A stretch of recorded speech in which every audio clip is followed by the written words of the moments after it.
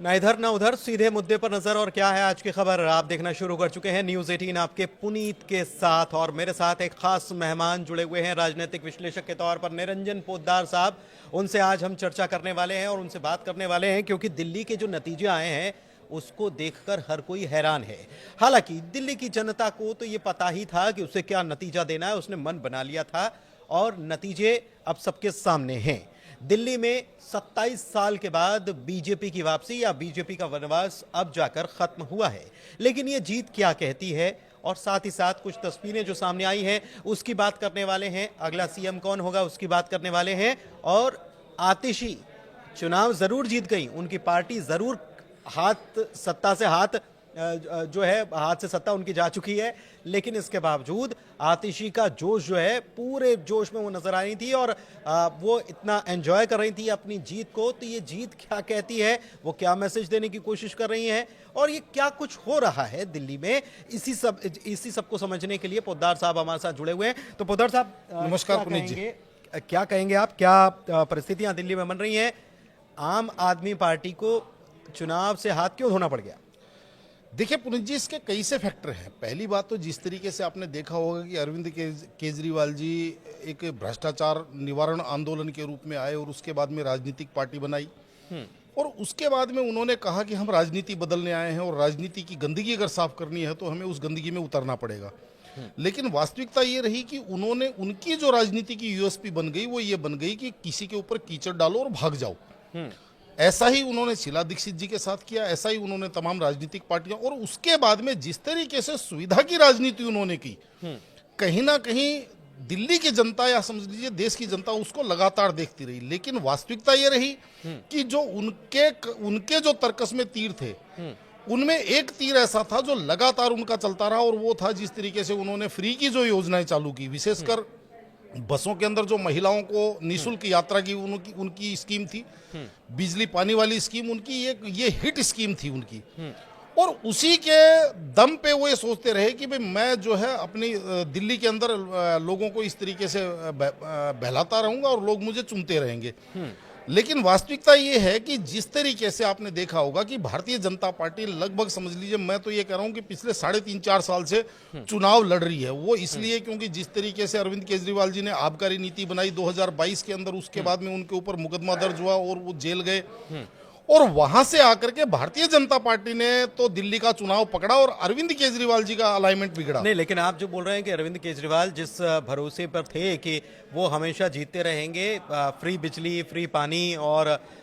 बस की सुविधा, तो ये तो बीजेपी के मैनिफेस्टो में भी है। बीजेपी ने कहा है कि पुरानी योजनाएं बंद नहीं करेंगे, यानी कि बीजेपी को भी मालूम है कि ये चीज तो काम करती है। मैं इसी बात पे आपको मैं बताना चाह रहा हूं कि जिस तरीके से आपने देखा होगा कि अभी 2 साल पहले तक नरेंद्र मोदी जी कह रहे थे कि देश के अंदर रेवड़ी संस्कृति, जो रेवड़ी नाम दिया वो नरेंद्र मोदी जी ने दिया, और कहीं ना कहीं भारतीय जनता पार्टी इससे अपने आप को दूर रखती रही। लेकिन अब भारतीय जनता पार्टी को ये चीज समझ में आ गई कि अगर हमें दिल्ली जीतनी है तो हमें उन्हीं अस्त्रों से खेलना पड़ेगा जिन अस्त्र शस्त्रों से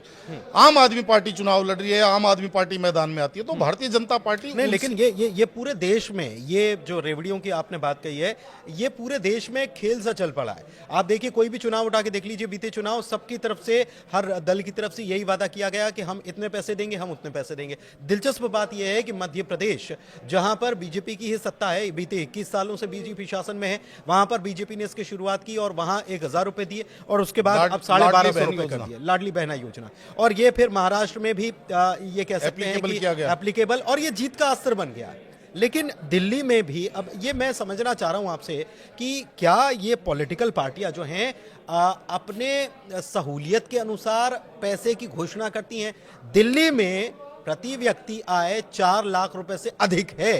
और वहां पर कहते हैं कि हम 2500 रुपए महीना देंगे, और मध्य प्रदेश में जहां पर 1 लाख से अधिक आय है, प्रति व्यक्ति आय की बात बता रहा हूं मैं आपको, ये आंकड़ा, और वहां पर 1250 देते हैं। तो ये कौन सा फॉर्मूला है, ये इसको कैसे समझेंगे आप? देखिए पुनीत जी, सबसे पहले तो एक चीज को ये समझ लीजिए, जैसे जैसे मानव सभ्यता विकसित हुई और उसके बाद में जो जो हथियार लड़ाइयों के अंदर काम आती रही। जैसे एक समय था जब पाषाण युग जिसको बोला जाता, पत्थरों से और लठ से लड़ा जाता, फिर भाले उसके बाद में भाले, तलवार, तोप, तमंचे वो आते गए। और आज की तारीख में जिस तरीके से आप देख रहे हैं कि हथियारों का स्वरूप बदलता चला गया, तो उसी तरीके से राजनीति भी अपने आप में एक युद्ध है। और इस युद्ध के अंदर जिस तरीके से जो हथियार सामने वाला, जिन हथियारों से खेल करके सामने वाला जीतता है, लड़ करके जीतता है, कहीं ना कहीं जो दूसरा उसका प्रतिद्वंदी है वो भी उन्हीं हथियारों का इस्तेमाल करता है। और जब वो उससे भी भीषण हथियार बनाने का प्रयास करता, तो वही चीज आज भारतीय जनता पार्टी, क्योंकि इसकी शुरुआत अगर आप देखेंगे तो ये आम आदमी पार्टी के उदय के बाद में, ये जो फ्रीबीज की हम जिसको बोलते हैं, ये आम आदमी पार्टी के उदय के बाद में फ्रीबीज की संस्कृति शुरू हुई है। और इसको अगर आप देखेंगे तो राष्ट्र के लिए, देश के लिए, या यूं कहें कि एक जो डायरेक्ट टैक्स पेयर है उसके लिए तो ये एक बहुत बड़ा समझ लीजिए आघात है। लेकिन अब अपनी सुविधा के अनुसार, चाहे भारतीय जनता पार्टी हो, चाहे तमाम राजनीतिक पार्टियां अपने अपने नाम से, अपने अपने तरीके से नाम गढ़ देती हैं। अब जैसे भारतीय जनता पार्टी ने इसका नाम गढ़ दिया जन कल्याणकारी योजनाएं, जबकि निश्चित रूप से केवल मध्य प्रदेश, महाराष्ट्र की बात नहीं करें, अलग अलग रूप में, चाहे वो राशन के रूप में, चाहे वो भाषण के रूप में, अलग अलग रूप में भारतीय जनता पार्टी भी पिछले लगभग समझ लीजिए 7-8 वर्षों से, या यूं कहे कि 2019 के 20 के बाद से लगातार भारतीय जनता पार्टी भी इस चीज को लाभार्थी वर्ग बोल करके लोगों के सामने परोस रही है। लेकिन अब ये आज के राजनीतिक परिप्रेक्ष्य की सच्चाई बन गई है। 2020 के बाद का आप जिक्र कर रहे हैं। एक चीज आप ये भी देखिए कि बीजेपी हमेशा से तो ये कहती आई ना कि 85 करोड़ लोगों को हम मुफ्त में राशन दे रहे हैं, तो ये भी तो एक चीज है ना। वही मैं बता रहा हूं ना, आज की तारीख में ये राजनीति की सच्चाई बन गई, चाहे ये कड़वी आपको लगे, लेकिन ये सच्चाई है और इसको सभी राजनीतिक पार्टियों ने सहर्ष स्वीकार कर लिया। एक चीज और मैं समझना चाह रहा हूं कि आम आदमी पार्टी ने सत्ता हाथ से गवा दी, लेकिन इसके बावजूद आतिशी जो हैं, जो कि सीएम भी थी, अब तो खैर विधायक रहेंगी वो, लेकिन उन्होंने जिस तरीके से सेलिब्रेट किया, इसे कैसे हम देखते हैं, क्या मैसेज जा रहा है इससे?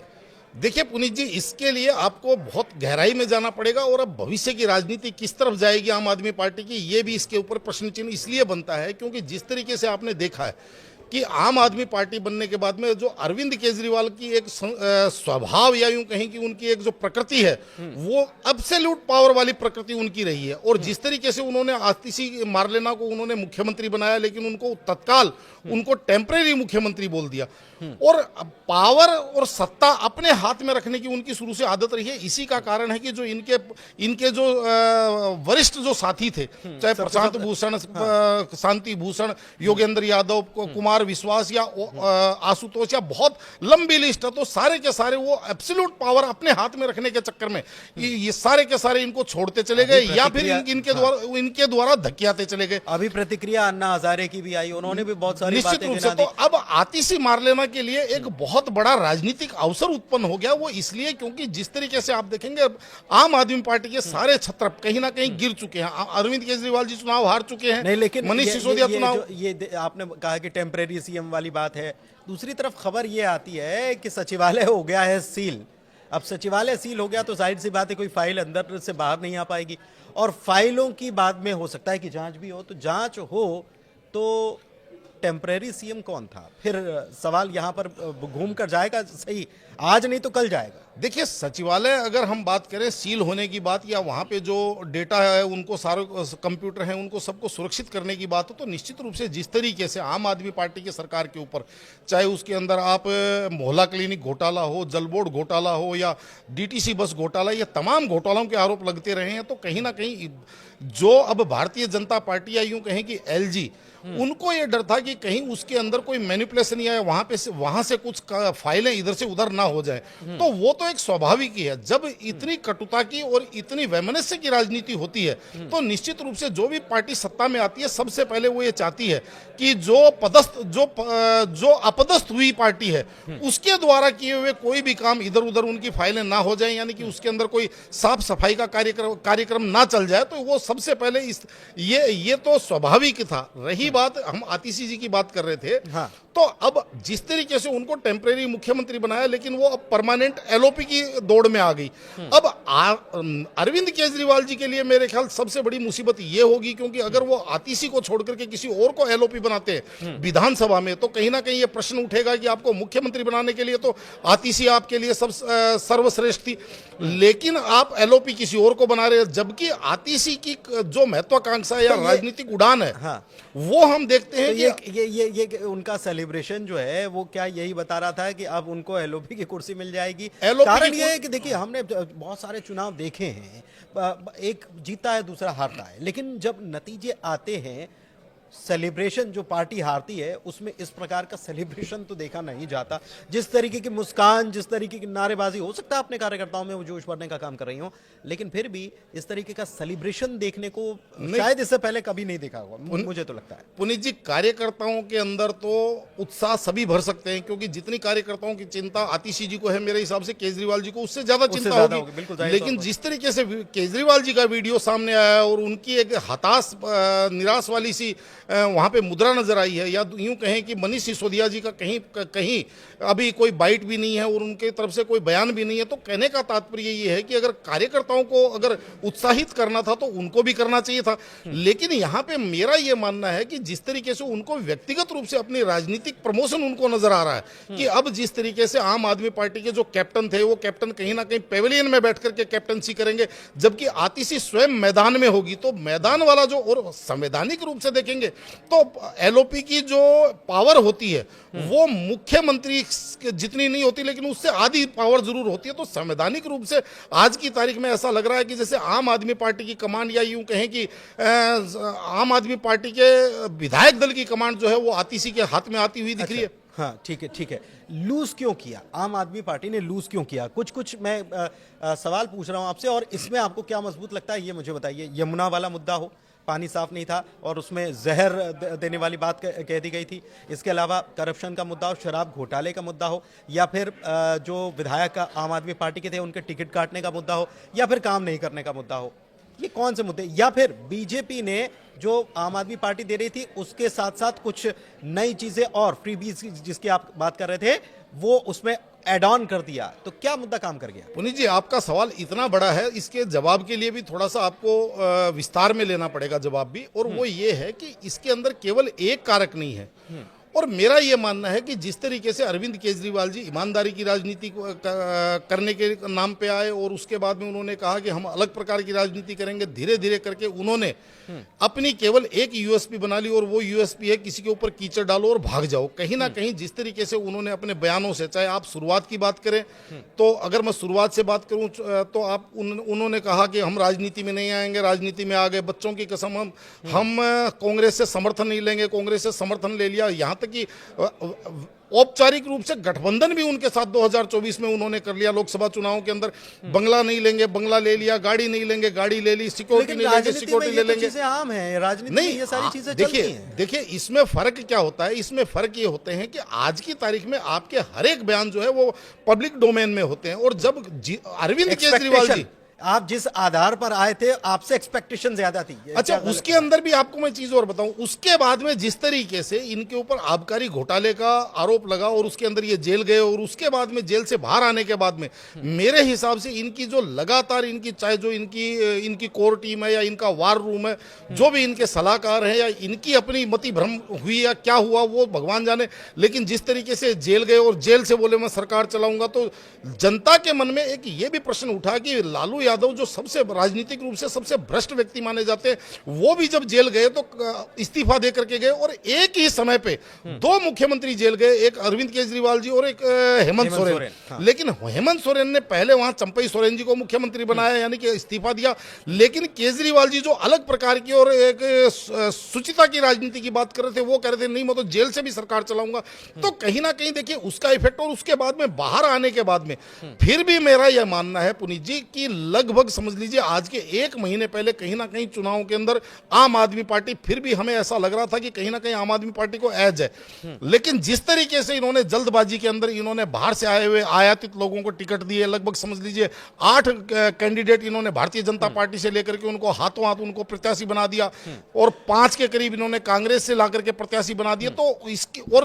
अपने लगभग 22-23 लोगों के कैंडिडेट के टिकट काटे और आप आज के परिणाम में देखें उनमें से अधिकतर लोग चुनाव हार के आ रहे हैं। तो कहने का तात्पर्य ये उनके एक्सपेरिमेंट्स किए वो जो है वो भी कारण रहा। और सबसे बड़ा कारण मेरी समझ में ये रहा कि जो पिछले 15-20 दिनों के अंदर जो इनकी बयानबाजी रही, जैसे आज तक क्या होता रहा है पुनीत जी कि अरविंद केजरीवाल जी रायता फैलाते थे, भारतीय जनता पार्टी उसको साफ करने में लग जाती थी, जैसे ही वो रायता साफ करती थी ये फिर से रायता फैला देते थे। पहली बार भारतीय जनता पार्टी ने दिल्ली की राजनीति में ऐसा किया है कि अरविंद केजरीवाल को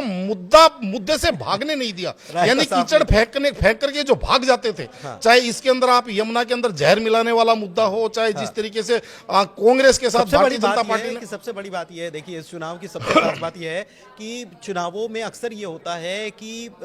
बात विकास से शुरू होती है, बात भ्रष्टाचार से शुरू होती है, लेकिन मुद्दे जात पात बयान धर्म न जाने कहां कहां पहुंच जाते हैं। लेकिन दिल्ली का चुनाव अपने आप में अनोखा है, क्योंकि दिल्ली के चुनाव में यमुना की भी बात हुई, दिल्ली के चुनाव में बहुत सारी बातें हुई, भ्रष्टाचार की बात हुई, और इन सब का निचोड़ जो है वो जनता ने आखिरकार दे दिया। दिल्ली की जनता बड़ी समझदार कही जाती है और इस बार भी जनता ने पूरी समझदारी के साथ अपना फैसला सुनाया। इसी के साथ इस चर्चा को यहीं समाप्त करेंगे और फिर किसी और मुद्दे पर चर्चा के साथ आएंगे। पोद्दार साहब हमारे साथ जुड़ेंगे। बहुत धन्यवाद। बहुत धन्यवाद पोद्दार साहब हमसे चर्चा में शामिल होने के लिए। धन्यवाद।